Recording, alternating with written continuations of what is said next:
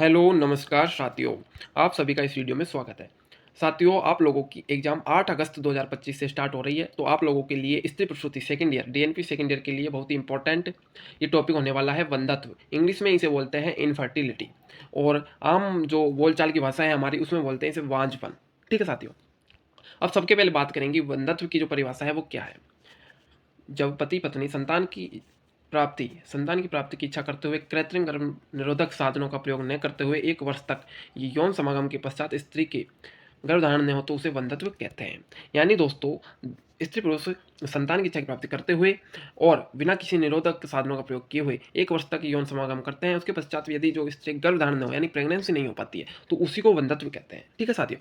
साथियों, मैं आपको बता देना चाहता हूँ कि आप लोग एक तो वीडियो को लाइक नहीं करते हो, तो क्या मज़ा नहीं आता है फिर वीडियो डालने में ना? तो सबके पहले आप लोग वीडियो को लाइक कर दिया करो, ठीक है? ज़्यादा कुछ मैं कहता नहीं हूँ आपसे, आप तो वीडियो को लाइक कर दिया करो, ठीक है? उसके बाद हम अपन बात करते हैं कि वंध्यत्व क्यों पढ़ाया जा रहा है, वंध्यत्व के बारे में क्यों बताया जा रहा है, ठीक है? वंध्यत्व बहुत ही इंपॉर्टेंट टॉपिक है दोस्तों। पिछली बार पूरा 20 नंबर का टॉपिक यहाँ से आया था। तो जो ये वीडियो है, इसके अंदर पूरा 20 नंबर का अगर मैटर आ जाता, तो उसके अंदर क्या-क्या लिखना है, ठीक है?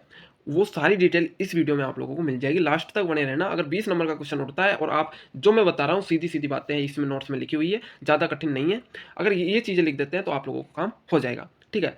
इसके साथ में एक बात और बता देता हूँ साथियों, गेस पेपर की। गेस पेपर के बारे में आप लोगों को पता ही होगा। अब आप लोग सोच रहे होंगे कि गेस पेपर मिलेंगे कब? तो आप लोगों को मैं बता देता हूँ 31 जुलाई के बाद। 31 जुलाई के बाद आप लोगों को गेस पेपर मिलना स्टार्ट हो जाएगा। इसके लिए हमारे मोबाइल नंबर आप लोगों को पता ही होगा, लेकिन फिर भी मैं बता देता हूँ 73403402 और 64 ये व्हाट्सअप नंबर है। इस पर आप डायरेक्ट मैसेज करें और गेस पेपर प्राप्त करें 31 जुलाई के बाद। ठीक है साथियों? अब बात करते हैं वंध्यत्व की। वंध्यत्व की परिभाषा हमने देखी, ठीक है? उसके बाद में हम बात करते हैं कि आम बोलचाल की भाषा में इसे वांझपन कहते हैं, ठीक है? यानी कोई भी हमारे गाँव में या कहीं भी, अगर आप लोगों के गाँव में भी यदि किसी के क्या बच्चे नहीं होते हैं, है ना? आम भाषा में बात करें तो बच्चे नहीं हो पाते, तो क्या होता है कि उसे क्या बोलते हैं कि इसके तो वांझपन है, ठीक है? ऐसा कुछ है। वही चीज़ है यहाँ पे भी। और आधुनिक शास्त्र में, अगर आधुनिक शास्त्र में मॉडर्न साइंस में बात करें तो इसे इनफर्टिलिटी कहते हैं दोस्तों इंग्लिश में, ठीक है? उसके बाद में यहाँ पे लिखा हुआ है कि सर्वेक्षण के अनुसार लगभग 10% विवाहित स्त्रियां वंध्यत्व को प्राप्त होती है। इनमें पति पत्नी दोनों में से किसी एक में कमी होती है, परंतु पुरुष समाज प्रधान में स्त्री को ही दोषी माना जाता है। इसका मतलब क्या है दोस्तों? अगर हम भारत के अंदर बात करें तो सर्वेक्षण किया गया, ठीक है? जब सर्वेक्षण किया गया तो पता चला कि जो विवाहित जोड़े होते हैं, भारत के अंदर जितने भी विवाहित जोड़े हैं उनमें 10% लोग हैं, उनमें ये चीज़ देखने को मिलती है, वंध्यत्व, वांझपन देखने को मिलता है, ठीक है? लेकिन दोस्तों, ये जो कमी है ये पुरुष और स्त्री दोनों के अंदर हो सकती है। लेकिन क्या होता है कि पुरुष तो समाज का प्रधान होता है, ठीक है? तो ये जो दोष है, इस चीज़ का दोष है, वो सारा का सारा स्त्री के ऊपर डाल दिया जाता है, ठीक है? लेकिन ऐसा नहीं होता है, क्योंकि किसी-किसी में पुरुष में भी कमी हो सकती है, स्त्री में भी कमी हो सकती है, तो दोनों ही इसके दोषी होते हैं, अकेली स्त्री नहीं होती है, ठीक है? अब बात करते हैं वंध्यत्व के प्रकार। वंध्यत्व दोस्तों बात करें तो ये जो है वंध्यत्व 2 प्रकार का होता है। एक प्राइमरी इनफर्टिलिटी और एक होती है सेकेंडरी, यानी प्राथमिक वंध्यत्व और द्वितीयक वंध्यत्व। अब प्राथमिक वंध्यत्व क्या होता है और द्वितीयक वंध्यत्व क्या होता है, इसके बारे में हम यहाँ पे देखेंगे, ठीक है? ये होता है दोस्तों प्राथमिक वंध्यत्व। प्राथमिक वंध्यत्व में क्या होता है कि जब स्त्री पुरुष के समागम के पश्चात स्त्री में कभी भी गर्भधान नहीं हुआ हो तो उसे प्राथमिक वंध्यत्व कहते हैं। आयुर्वेद में इसे एक आदि वंध्या कहते हैं, यानी जब स्त्री पुरुष रतिक्रम करते हैं तो उसके बाद में कभी भी जो स्त्री होती है वो कभी भी प्रेग्नेंट नहीं हुई हो, है ना? तो उसे अ, प्राथमिक या प्राइमरी इनफेर्टिलिटी कहते हैं, ठीक है? और आयुर्वेद में इसी चीज़ को आदि वंध्या कहा जाता है, ठीक है? यहाँ तक किसी को कोई समस्या नहीं होगी, ठीक है? उसके बाद में अपन बात करते हैं सेकेंडरी इनफर्टिलिटी की, यानी द्वितीयक वंध्यत्व की। इसके अंदर क्या होता है साथियों, जब स्त्री में गर्भधान होने के बाद गर्भपात हो जाता है, एक प्रसव के बाद संतान मर जाती है, या संतान होने के बाद पुनः गर्भधारण नहीं हो तो उसे द्वितीय वंध्यत्व कहते हैं। इसका मतलब क्या है दोस्तों? जो सेकेंडरी वंध्यत्व होता है उसके अंदर क्या होता है कि स्त्री जो है गर्भवती तो हो जाती है, लेकिन उसका क्या हो जाता है, गर्भपात हो जाता है, या फिर एक प्रसव हो गया और प्रसव होने के बाद में संतान मर गई हो, या फिर एक कंडीशन ये हो सकती है कि एक संतान तो हो गई हो, उसके बाद में उसे स्त्री को गर्भधारण नहीं हो रहा हो, तो उसे द्वितीयक वंध्यत्व कहते हैं। हमने यहाँ पे 2 चीज़ देखी, वंध्यत्व के 2 प्रकार देखे कि प्राइमरी वंध्यत्व क्या होता है और सेकेंडरी वंध्यत्व क्या होता है। प्राइमरी में तो स्त्री जो है कभी भी प्रेग्नेंट नहीं होती है, लेकिन सेकेंडरी के अंदर गर्भवती तो हो जाती है, लेकिन कंडीशन ये रहती है या तो उसकी गर्भपात हो जाता है, या एक संतान उत्पन्न हो जाती है लेकिन वो मर जाती है, या फिर कंडीशन ये आती है कि एक संतान उत्पन्न हो गई लेकिन दोबारा गर्भधारण नहीं कर पा रही है स्त्री, तो वो होती है सेकेंडरी इनफर्टिलिटी, ठीक है? दोनों कंडीशन हमने यहाँ पर देख ली। अब आयुर्वेद में बात करते हैं काकवंध्या की। काकवंध्या कितने प्रकार की होती है, ठीक है। काक सॉरी आयुर्वेद में जो सेकेंडरी इनफर्टिलिटी है, आयुर्वेद के अंदर जो सेकेंडरी इनफर्टिलिटी, उसी को काकवंध्या कहते हैं। आयुर्वेद में इसे काकवंध्या कहा गया है, ठीक है। अब बात करते हैं आयुर्वेद में वंध्या कितने प्रकार की होती है। वांझवन कितने प्रकार का बताया है आयुर्वेद के अंदर, ठीक है। डायरेक्टली बात करें तो 9 प्रकार का वांझवन बताया है। अब कौन कौन सा है उसके अंदर आप लोगों को याद करना पड़ेगा। एक है आदि वंध्या, रक्त वंध्या, वात वंध्या, पित्त वंध्या, कफ वंध्या, त्रिदोष वंध्या और देव वंध्या और गृह और आर्त पुरुष अपचारजन्य वंध्या। यानी दोस्तों 3 तो आप लोगों के दोष हो गए, वात पित्त और कफ, और एक हो गया त्रिदोष, ठीक है। 4 तो यहाँ से याद हो जाएंगे। और आप लोगों को आदि और रक्तवंध्या ये याद रखना है, आदि वंध्या और रक्तवंध्या, ठीक है। उसके बाद में देवल, ग्रह और आर्त पुरुषजन्य वंध्या, इस तरीके से 9 याद करनी है। अगर आप लोग इस चीज़ को याद नहीं कर पाते हो, इस चीज़ को, है ना, तो कोई जरूरी नहीं है, लेकिन इनके 9 नाम याद कर लेना तो आप लोगों के अच्छे मार्क मिल जाएंगे, ठीक है। उसके बाद में दोस्तों यहाँ तक अपनी हो गई बात कंप्लीट। अब बात आती है बंधत्व के कारण। बंधत्व यानी बांझपन होता है, इसके क्या क्या कारण होते हैं दोस्तों। बंधत्व जो होता है वो पुरुष में भी होता है, स्त्री में भी होता है, ठीक है। अब इसके क्या कारण होते हैं, अब हम यहाँ पर देखेंगे स्त्री के अंदर क्या क्या कारण हो सकते हैं, ठीक है, कि वो बांझपन आ गया उसके अंदर। तो उसके अंदर सबसे पहले बात करते हैं योनि का संकीर्ण होना, यानी जो योनि मुख होती है, जो योनि होता है वो संकीर्ण हो, तो उसके कारण भी बांझपन हो सकता है। योनि में सो तो योनि में सूजन है दोस्तों, तो उस वो भी एक कारण हो सकता है, ठीक है। या फिर हम बात करें अछिद्र योनि छिद्र, यानी योनि में छिद्र ना हो। गर्भाशय का अभाव, यानी कोई कोई स्त्रियां होती है उनके अंदर यूट्रस ही नहीं होता है। गर्भाशय मतलब यूट्रस, यानी कि उनके अंदर यूट्रस ही नहीं होता, तो प्रेगनेंस होने के तो चांस ही नहीं है, ठीक है। उसके बाद में गर्भाशय भ्रंश, गर्भाशय भ्रंश के अंदर क्या होता है दोस्तों, जो गर्भाशय होता है वो नीचे की तरफ आ जाता है, ठीक है। तो वो गर्भाशय भ्रंश होता है, तो उस स्थिति में भी प्रेगनेंसी नहीं हो पाती है। उसके बाद में हमारे आता है गर्भाशय ग्रीवा पथ का अंतरोध, ठीक है। यानी गर्भाशय ग्रीवा का मतलब यहाँ से हो गया सर्विक्स, जो सर्विक्स है उसके अंतर्रोध हो जाता है उसके अंदर, तो नहीं हो पाता है। उसके बाद में अंतः गर्भाशय कला होती है, यानी जो गर्भाशय की अंतः कला होती है, ठीक है, शायद एंडोमेट्रियम बोलते हैं इंग्लिश में, उसके अंदर सोजन आ जाती है, तो नहीं हो पाता है, ठीक है, गर्भधारण, ठीक है। उसके बाद में योनि मुख में का संकीर्ण होना, जो गर्भाशय मुख का संकीर्ण होना, गर्भाशय का मुख यदि संकीर्ण है तो इस पर पहुंच नहीं पाएगा और प्रेगनेंसी नहीं हो पाएगी। उसके बाद में आते डिम्ब वाहिनी अभाव, यानी डिम्ब वाहिनी, डिम्ब वाहिनी का मतलब होगा जो डिम्ब का वहन करती है, जो वाहिनी, ठीक है, जो नलिका डिम्ब का वहन करती है उसे डिम्ब वाहिनी कहते हैं, ठीक है। तो उसका अभाव होना, ये डिम्ब वाहिनी नहीं होगी तो प्रेगनेंसी नहीं होगी। डिम्ब वाहिनी में सोत, डिम्ब वाहिनी तो है लेकिन उसके अंदर सोजन है, तो भी प्रेगनेंसी नहीं हो पाएगी, ठीक है। उसके बाद में डिम्ब वाहिनी का संकुचित होना, डिम्ब वाहिनी है लेकिन संकुचित है। और डिम्ब ग्रंथि का अभाव, यानी ओवम का ही अभाव है, ओवम ही नहीं है किसी स्त्री में। जीर्ण डिम्ब सोत, यानी कि कोई पुराना सूजन है ओवम में। और डिम्ब ग्रंथि विकार, यानी जो रचनात्मक कोई विकृति है ओवम के अंदर, तो वो प्रेगनेंसी नहीं हो पाती है, ठीक है। 1 मिनट, हाँ, ठीक है। अब हमने यहाँ पर देखे स्त्री के अंदर क्या क्या कारण हो सकते हैं बंधत्व होने के, ठीक है। अब इसके बाद में हम बात करेंगे पुरुषों के अंदर क्या क्या कारण हो सकते हैं वांझपन के या इनफर्टिलिटी के।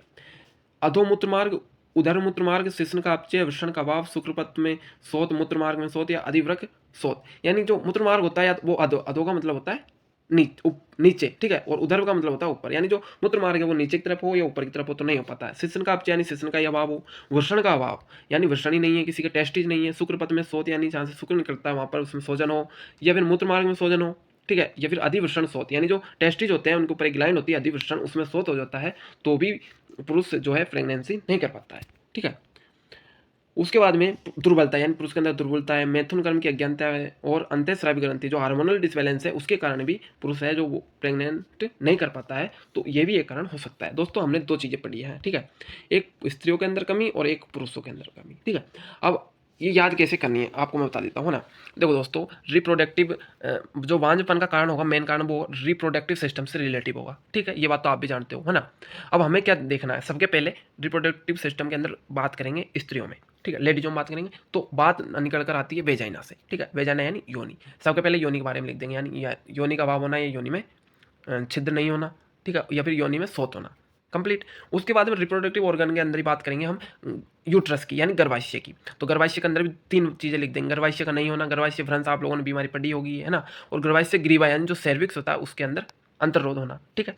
उसके बाद में गर्भाशय से रिलेटिव एक और बात, दो बात हो रही है कि गर्भाशय कला, जो अंतर गर्भाशय कला होती है एंडोमेट्रियम, ठीक है, ये दोस्तों लेयर होती है, 3 लेयर होती है गर्भाशय की, उसके आंतरिक जो लेयर होती है वो एंडोमेट्रियम होती है, ठीक है। तो उसकी बात कर रहा है, उसमें सोजन आ जाता है या फिर गर्भाशय मुख का संकीर्ण होना, ठीक है। उसके बाद में बात आते हैं हमारे डिम्ब वाहिनी, और उसके बाद में आता है डिम्ब, ठीक है। डिम्ब वाहिनी और डिम्ब, देखो 4 चीज़ आती है दोस्तों, जो आप लोगों को स्त्री के जो बंधत्व के कारण है उसके अंदर 4 चीज़ों को याद रखना है, ठीक है। जो आंतरिक जननांग होते हैं, आंतरिक जननांग 4 ही होते हैं, योनि, गर्भाशय और डिंब वाहिनी और डिंब, ठीक है। इसके अंदर भी दोस्तों देख सकते हो योनि, गर्भाशय, डिंब वाहिनी और यहाँ पे डिंब, ठीक है। इन चीज़ों का अभाव होना, इनका संकीर्ण होना और इनमें शोथ होना, समझ गए दोस्तों। ईजी हो गया ना, बिल्कुल ईजी है। देखो एक बार और देख लो, स्त्री की बात करेंगे, स्त्री के रिप्रोडक्टिव सिस्टम के अंदर इंटरनल रिप्रोडक्टिव ऑर्गन की बात करेंगे और वो 4 होते हैं, ठीक है। कौन कौन से होते हैं? पहला योनि, दूसरा गर्भाशय, तीसरा डिंब वाहिनी और चौथा होता है डिंब। अब ये 4 चीज़ें याद है, अब इनका या तो अभाव होगा, इनमें शोथ होगा, ठीक है, ये संकीर्ण होगी या इनके पथ में कोई अंतरोध होगा, ठीक है, क्लियर। तो यहाँ से बहुत ईजी हो गया इस चीज़ को याद करने के लिए। अब उसी तरीके से हम बात करेंगे पुरुष के अंदर। अब पुरुष के अंदर रिप्रोडक्टिव ऑर्गन के अंदर देख लो आप लोग क्या क्या आता है, ठीक है। एक आता है आप लोगों के पेनिस, पेनिस की बात हो गई, फिर आता है टेस्टिस आता है, ठीक है। तो इस तरीके से आप लोगों को याद करने आए, यानी जो अपने शिश्न है, ठीक है।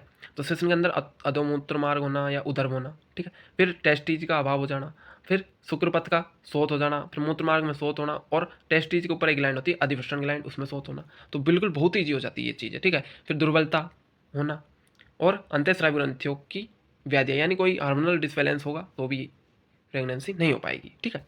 उसके बाद में आते हैं मनोवैज्ञानिक कारण। उसके अंदर आता है कामशीलता, अत्यधिक कामुकता, भय, शोक, क्रोध, चिंता आदि। ये चीज़ें आप लोगों को लिखनी है, ठीक है। अब अन्य कारण और देख लेते हैं। कुपोषण, यानी दोस्तों वो ठीक से खाता पीता नहीं, कुपोषण का शिकार है। रतिक्रिया के पश्चात योनि प्रक्षालन, ठीक है। सम्मुख में गलत आसनों का प्रयोग, रतिक्रिया के तुरंत बाद उठ जाना या पिट्यूटरी की लैंगिक क्रियाशीलता में विस्मयता, ठीक है दोस्तों। ये चीज़ आप लोग ईजी चीज़ें आप लोग देख सकते हो आराम से, है ना। अब बात करते हैं दोस्तों चिकित्सा की। यदि स्त्री हो या पुरुष हो, उसके अंदर हमने कारण भी देख लिए, ठीक है। हमें पता चल गया कि क्या सिस्टम है क्या नहीं है, ठीक है। अब उसके बाद में कोई चीज़ पता चल गई तो अब उसका उपचार कैसे किया जाएगा, उसकी चिकित्सा के लिए क्या करना पड़ेगा, वो चीज़ यहाँ पर अब हम देखेंगे। दोस्तों देखो 5 पन्ने के नोट्स चाहिए, ठीक है। उसमें से हम चौथे पन्ने पर है और ये किए 5वां पन्ना है, ठीक है। अगर आप 20 नंबर में इतना लिख देते हो तो बहुत कुछ लिख दिया आपने, ठीक है। इनमें से जैसे ये है गर्भाशय अंदर, इसमें से 10-12 चीज नाम है ये, इसमें से आप 8-7 नाम में लिख देते हो तो वो भी चल जाएगा, इसकी कोई दिक्कत वाली बात नहीं है, ठीक है। अब बात करते हैं इसके चिकित्सा की। चिकित्सा कैसे करते हैं, तो यहाँ पर लिखा है, 1 मिनट, हाँ। बंधत्व में स्त्री पुरुष दोनों व्यक्तियों को ठीक प्रकार से परीक्षण कराकर रोग के कारणों के अनुसार निम्न चिकित्सा करनी चाहिए। यानी कि किस बांझपन है पता चल गया तो स्त्री और पुरुष दोनों का परीक्षण करवाएंगे, जांच करवाएंगे, ठीक है। उसके बाद में हम उसकी चिकित्सा स्टार्ट करेंगे स्त्री पुरुष की दुर्बलता का नाश करने के लिए। यदि हमें पता चलता है कि दुर्बलता है, किसी एक में या दोनों में दुर्बलता है, तो उसके लिए क्या करेंगे, वल्य यानी बल को बढ़ाने वाली भृंगणीय मधुर द्रव्यों का प्रयोग करेंगे। इसके अंदर कौन कौन सी औषध आएगी, अश्वगंधा, शतावरी, बिदारीकंद, शिलाजीत और लोहयोग, ये दुर्बलता का नाश करते हैं दोस्तों, ठीक है। उसके बाद में स्त्री, स्त्री में बात करें, हमेशा स्त्री का मन प्रसन्न रहना चाहिए, उसे भय, क्रोध, चिंता आदि मानसिक विकारों से दूर रहना चाहिए। यानी जो स्त्री है दोस्तों, उससे हमेशा प्रसन्न रहना चाहिए, भय, क्रोध, चिंता इनसे उसको दूर रहना चाहिए, ठीक है, और प्रसन्न रहना चाहिए। उसके बाद बात करते हैं कि यदि स्त्री व पुरुष में जननांगों में रचनात्मक विकृति है तो शल्य कर्म के द्वारा ठीक करवानी चाहिए। यानी स्त्री हो या पुरुष हो, यदि उनके रिप्रोडक्टिव ऑर्गन्स हैं, उनके अंदर कोई विकृति है दोस्तों, तो क्या करवाते हैं, शल्य कर्म। शल्य कर्म का मतलब ऑपरेशन के द्वारा उस चीज़ को ठीक करवाते हैं, ठीक है। उसके बाद में हम बात करते हैं प्रजननांगों में से संबंधित व्याधियों की चिकित्सा। यानी रिप्रोडक्टिव अंगों से संबंधित कोई व्याधि है, ऊपर तो बात की थी हमने अंगों में कोई रचनात्मक विकृति की, लेकिन यहाँ पर कोई व्याधि हो गई तो उसकी हम चिकित्सा करवाएंगे। उसके बाद में औषध चिकित्सा के अंतर्गत आदि वंध्या के लिए निम्न औषधियों में से किसी एक एक को पुष्य नक्षत्र में गाय के दूध में मिलाकर प्रातः काले देना चाहिए। कुछ औषधियों का नाम है वो देख लो दोस्तों ना, वो है सरपुंखा, रुद्राक्ष, कंटकारी, श्वेत लक्ष्मणा, श्वेत बला, यष्टि मधु और अश्वगंधा की मूल। ये कुछ औषधि है, इनका नाम 1-2 का नाम आप याद कर सकते हो, ठीक है। उसके अलावा ये इनके नाम तो आपको याद करनी है, अश्वगंधा, शतावरी, विदारीकंद, शिलाजीत और लोहयोग, ये तो नॉर्मल है, इजी है, ठीक है। उसके बाद में बात करते हैं अगले पोस्ट, जो पॉइंट है हमारा चिकित्सा के अंदर उसकी। उसके अंदर है अश्वगंधा के क्वाथ से सिद्ध घृत, पीपली, सौंठ, मरीच, नागकेश्वर के घृत के साथ में प्रयोग और गोक्षुर बीज का निर्गुंडी रस के साथ प्रयोग। दोस्तों इतनी अगर आप लोग चिकित्सा लिख दोगे, इसमें से मैंने लिखे हैं 8 पॉइंट, यदि आप 4 से 5 पॉइंट भी लिख देते हो, उसके अंदर आप लोगों को ये चीज़ लिखनी है ना। और उसके अलावा ये लिख दोगे, 3 नंबर का पॉइंट है ना, और ये तो ईजी है, और 1 नंबर का पॉइंट ये वाला, ये तो आपका काम हो जाएगा। और इसके अलावा आप लोगों को इसमें से 2-4 नाम लिख देना, और ये गोक्षुर बीज निर्गुंडी लिख दोगे तो आप, और अश्वगंधा का क्वाथ, इसमें आप लोगों को काम हो जाएगा, ठीक है। साथियों देख लो एक बार और ठीक से एक और बता देते हैं, जल्दी जल्दी में आपको समझाते हैं। वैसे मैंने खूब अच्छे से समझाया, जितना मैं आपको समझा सकता हूँ उतना, है ना। तो आप लोग वीडियो को लाइक तो कर ही देना, है ना। हाँ, इनफर्टिलिटी एक बार और देख लेते हैं। इनफर्टिलिटी क्या होती है दोस्तों, आम बोल चाल की भाषा में वांझपन को ही इनफर्टिलिटी या वंध्यत्व कहते हैं। ठीक है, इसके अंदर क्या होता है कि प्रेगनेंसी नहीं हो पाती है। एक कंडीशन तो ये बनती है, प्रेगनेंसी नहीं हो पाती है प्राथमिक, वो तो होगी प्राथमिक। लेकिन जो सेकेंडरी कंडीशन आती है उसके अंदर आता है प्रेगनेंसी हो जाती है लेकिन गर्भपात हो जाता है, या एक संतान तो जन्म ले लेती है फिर दोबारा प्रेगनेंसी नहीं हो पाती है। ठीक है, तो वो द्वितीय बंधत्व में आ जाता है। ठीक है, अब आयुर्वेद में बात करें तो 9 प्रकार का होता है बंधत्व। 3 तो दोष हो गए, बात पित्त कफ, और तीनों को मिलाकर त्रिदोष। 4 तो ये हो गए, और एक आदि बंध्या और रक्त बंध्या। 6 6 के बाद में देवबल यानी देवताओं के कारण, देवबल का मतलब देवताओं के कारण, और गृह दोष का मतलब ग्रहों के कारण, और आर्त पुरुष अपचार जन्य बंध्या यानी गुरुजन आदि के अपमान के कारण। दोस्तों गुरुजन आदि के अपमान के कारण भी वंध्या या वांझपन आ जाता है। 9वां कारण है ये हमारा आयुर्वेद के अंदर, इस चीज का आपको ध्यान रखना है। तो गुरुजनों का कभी भी आप अनादर मत करना, उनका अपमान आपको नहीं करना है। ठीक है साथियों, ये हो गए आपके प्रकार। फिर हमने कारण देखे वंध्यत्व के कारण क्या क्या हो सकते हैं। ठीक है, तो ये हमने देख लिए, स्त्रीगत कारण देख लिए, पुरुषगत भी हमने देख लिए। ठीक है, मनोवैज्ञानिक कारण क्या क्या हो सकते हैं, और अन्य कारणों में हमने ये देख लिया। रतिक्रम के पश्चात योनि प्रक्षालन, संभोग के बाद में जो है गलत आसनों का प्रयोग करना, या फिर रतिक क्रिया के बाद तुरंत उठ जाना, या पिट्यूटरी ग्लैंड में विषम्यता। ठीक है, चिकित्सा की हमने बात कर ली। तो ठीक है साथियों, धन्यवाद वीडियो को लास्ट तक देखने के लिए, और वीडियो अच्छी लगी हो तो लाइक कर देना। बाकी आप लोग अच्छे से तैयारी कीजिए, हम आपके साथ हैं। आपकी जब तक एग्जाम नहीं हो जाती तब तक आपके साथ हैं। कोई भी बात है आप कमेंट करें या पर्सनली मैसेज करें, हमसे बात बताएं। अगर जितनी हमारी कोशिश होगी उतनी हम आपकी प्रॉब्लम का सोल्व करने की कोशिश करेंगे। ठीक है साथियों, तो इसी के साथ धन्यवाद, राम राम।